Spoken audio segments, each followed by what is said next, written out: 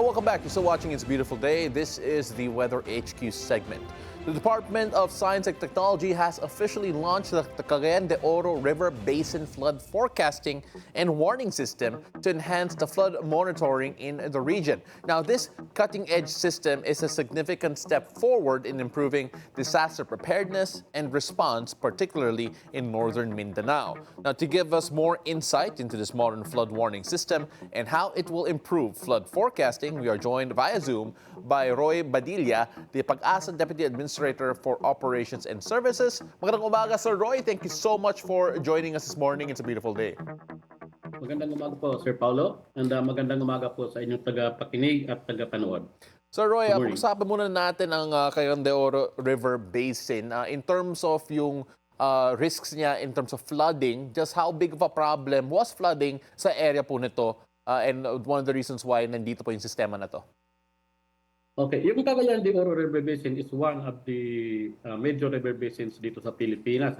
Napakalaki ng problema natin dito sa baha dahil unang-una, yung ma-epekto talaga dito ay yung flash flood, tinatawag natin. Ito yung mga kind of flooding kung saan mabilis po yung pagdaloy ng tubig from the mountains down to the city of Cagayan de Oro. Kung mapapansin natin, may mga mountain ranges upstream ng Cagayan de Oro na siyang mga nagbibigay ng steep slopes papunta po sa Cagayan de Oro. So kung makikita natin sa monitor natin ngayon, mga mountains po yung nasa taas, so napakababa po ng Cagayan de Oro. So iyon po yung nagbibigay sa atin ng malaking problema at saka napakalaking challenge para sa flood forecast and early warning system.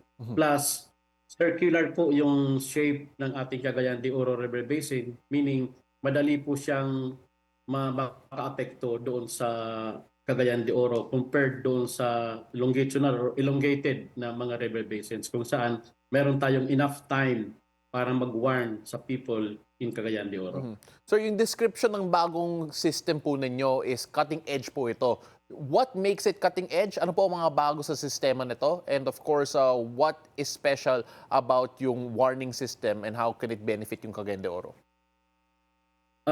Maliban po kasi doon sa normal natin na ilinalagay ng mga rainfall and automatic rain gauges, ito po yung mga kadalasan na naka-install sa ating mga major river basins.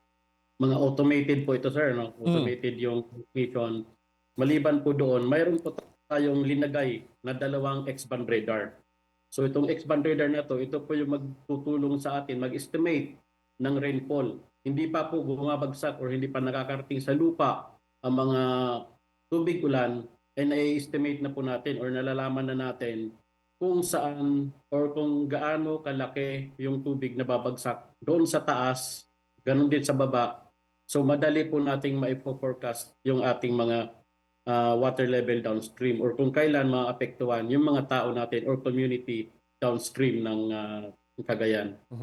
Sir, one of the biggest factors sa disaster risk reduction is the fact na kailangan may lead time yung mga citizens to and of course yung mga LGU para mag-respond sa mga early warnings. Just how much early warning can this system give yung mga LGUs, mga decision makers po natin with this new system, especially when it comes to yung flood mitigation po? Okay. Maliban po doon sa mga radars natin, kasi ang tama po kayo, kailangan talaga natin ng extra lead time. Kasi kung titingnan natin yung ating river basin, medyo may kaliitan po siya, around 1,500 square kilometers lang po siya at katulad ng sinabi ko kanina, circular and shape. So madali pong mag-ipon-ipon yung tubig dyan sa may gitna banda area. So flashy yung river po.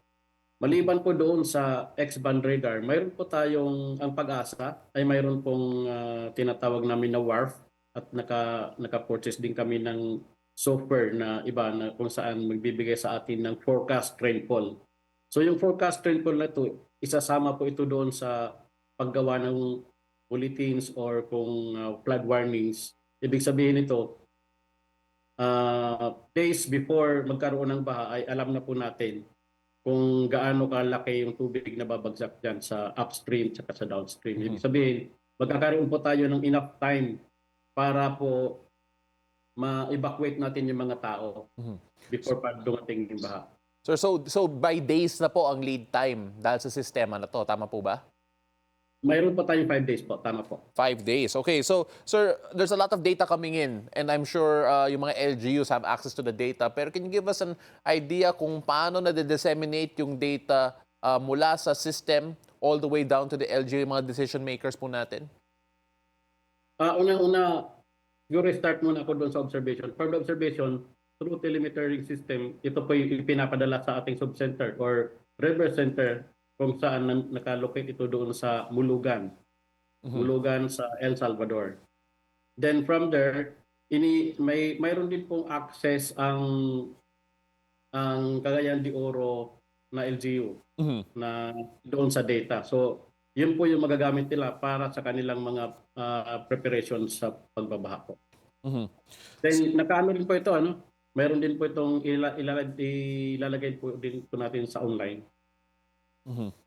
Sir, this is in cooperation with JICA, if I'm not mistaken. And of course, yung JICA has been present dito sa Pilipinas trying to help mitigate disasters all throughout the region. Gaano po kalaki yung tulong ng JICA sa pag-implement po ng project na to?